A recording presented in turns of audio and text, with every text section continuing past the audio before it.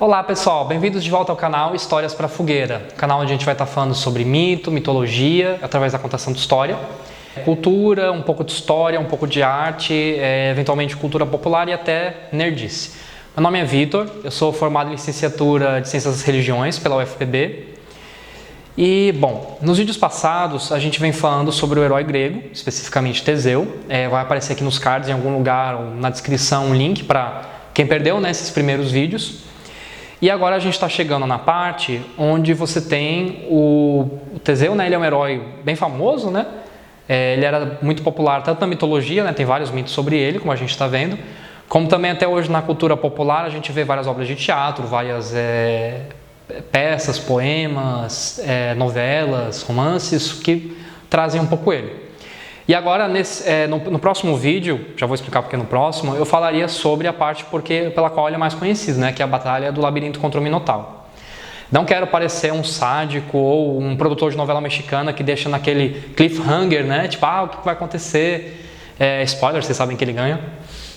Mas eu acho importante fazer esse vídeo filler para contextualizar melhor como surgiu o Minotauro, de onde vem o labirinto, para vocês poderem ter uma visão um pouco mais ampla, né? Como é um assunto assim paralelo, faz sentido trazer para aqui, eu vou dar essa pausa. Então esse aqui vai ser o vídeo 7.5, por assim dizer. Então vamos se ajeitar, vamos ficar confortável, porque agora vem a história de como surgiu o Minotauro, o labirinto.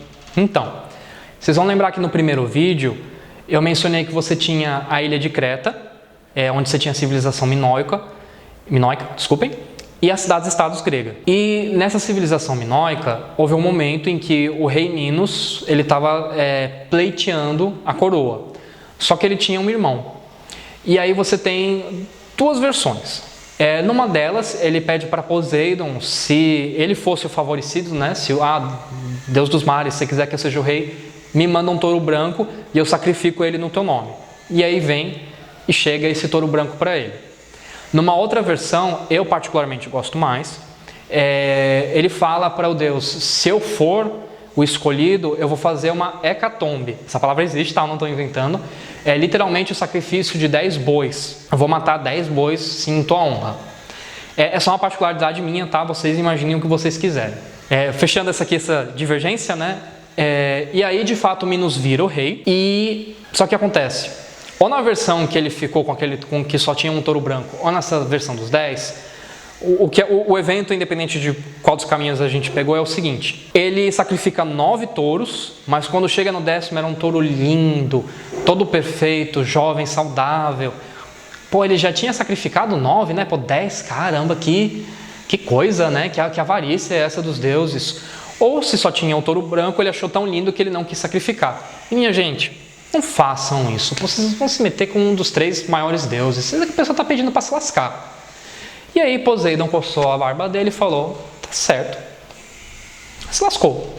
E aí ele pediu para Afrodite, parênteses, é muito comum na mitologia grega vocês verem os deuses pedirem favor entre eles. Tipo, eles não invadem um domínio do outro. Geralmente quando eles fazem isso tem briga. Mas eles têm assim todo um jogo de favor, de política. Não, você me deve uma, vai... lasca aquele mortal ali para mim, eu lasquei aquele para você. Essa é uma coisa que acontece muito, então conforme a gente for vendo os outros mitos gregos a gente vai ver. E aí Afrodite fez a esposa do Minos se apaixonar pelo touro. E aí ela pede para Dédalo, que era um dos maiores engenheiros da época, né, uma figura lendária, até acredita-se que existiu, mas é difícil saber, né, o que ele fez, o que ele não fez. E ele constrói para ela uma coisinha de touro, ela vai... Poseidon se manifesta naquele touro e faz um filho na esposa de Minos como vingança. Só que nisso que acontece? Quando ela vai dar à luz a essa criança, nasce um minotauro que inclusive mata ela no parto. Nasce uma pessoa com um corpo humano, mas uma cabeça de touro. Como Minos não podia ter aquele filho lindo circulando pelo palácio, ele vai e pede para Dédalo construir um labirinto para deixar o monstro perdido lá e assim esconder um pouco né? Ninguém soube de nada, né? Só matou minha esposa, só traiu um deus que me coroou aqui. Vamos botar para debaixo dos panos. E aí Dédalo com seu filho Ícaro constrói esse labirinto. Eles jogam um minotauro lá, de vez em quando jogavam uma pessoa lá para o minotauro comer e tal. E só que o que aconteceu? Minos, ele queria ter certeza que ninguém soubesse o segredo do labirinto, nem como navegar por ele. Então ele decide prender Dédalo e Ícaro numa torre e eles ficam lá presos. Só que Dédalo era muito engenhoso e ele pedia sempre bastante velas. Velas eram feitas de cera, né, naquela época, para as leituras e os desenhos dele, e conforme os pássaros iam deixando penas, ele ia recolhendo penas.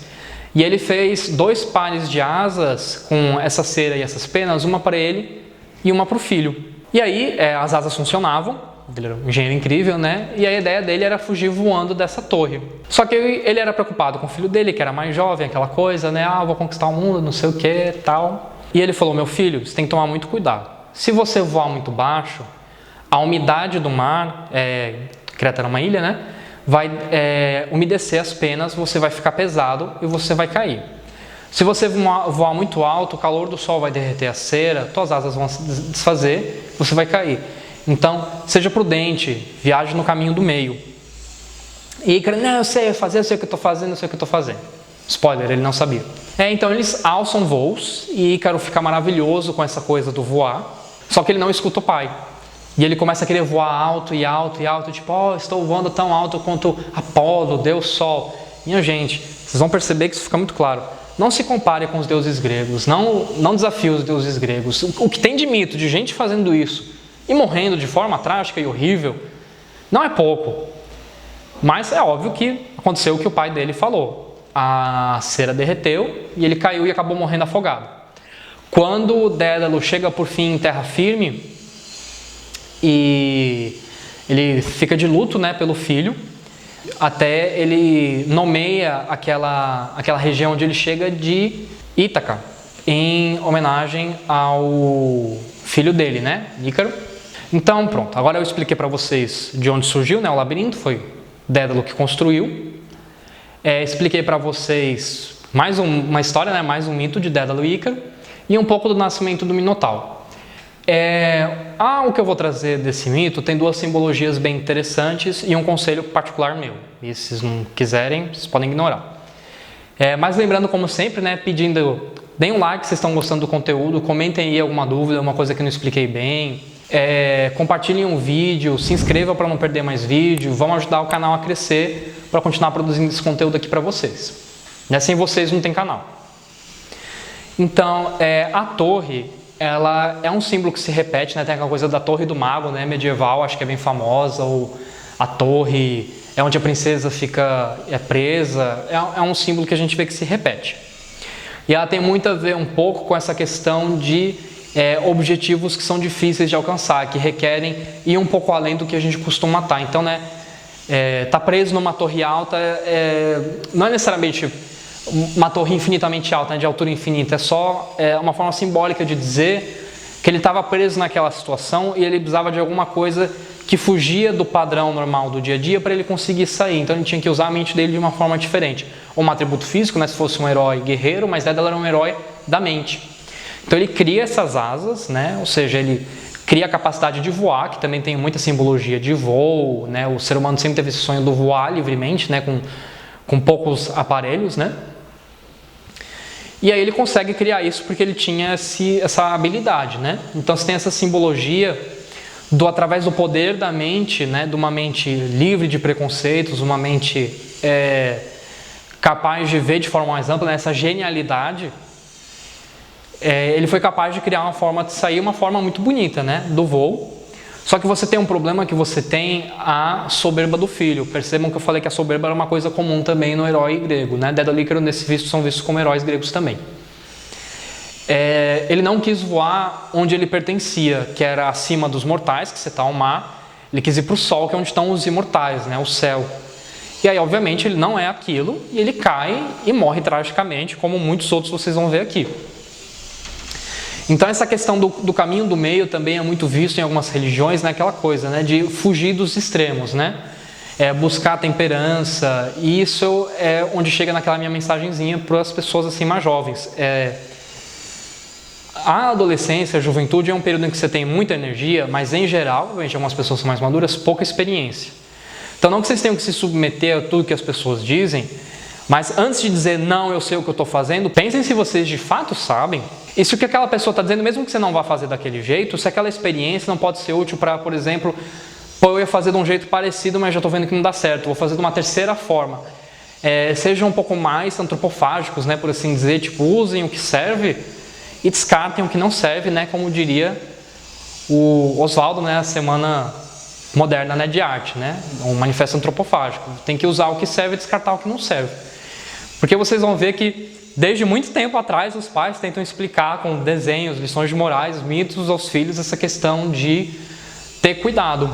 É um período delicado da vida, né? A gente está com muita energia, mas também muita insegurança, muitas coisas. Então, vejam o que serve, mas não descartem imediatamente. Isso é uma coisa que até os adultos fazem. É um problema muito grande.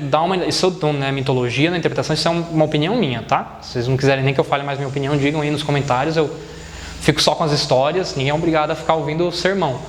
Mas é um problema muito do ser humano de que antes da pessoa terminar de dar a ideia ou a posição dela, você já vê na cara da pessoa que ela já está dizendo não. Você ainda nem terminou de falar, não vai ser assim, vai ser do outro jeito. E essa rigidez é muito ruim porque o ser humano é super complexo, né? Não é à toa que você tem todas as ciências humanas para tentar entender o que é a sociedade, o que é o próprio ser humano, o que é a história, o que é a arte. Então, assim, quanto mais pontos de vista você vê, mais enriquecido vai ser o seu, se você absorveu alguma coisa, ou mais forte vai ser a tua posição, porque você vai ter certeza de que aquilo não serve. Você pensou, analisou, refletiu e não é esse o caminho. E se você errar, não tenha vergonha de pedir desculpa e de se corrigir. O problema é quando a gente não se corrige. Então, pessoal, espero que não tenha sido muito chato. Então, vamos ajudar o canal a crescer, interajam, podem deixar as dúvidas, as sugestões. E no próximo vídeo a gente vai entrar propriamente no Labirinto do Minotauro. Até a próxima!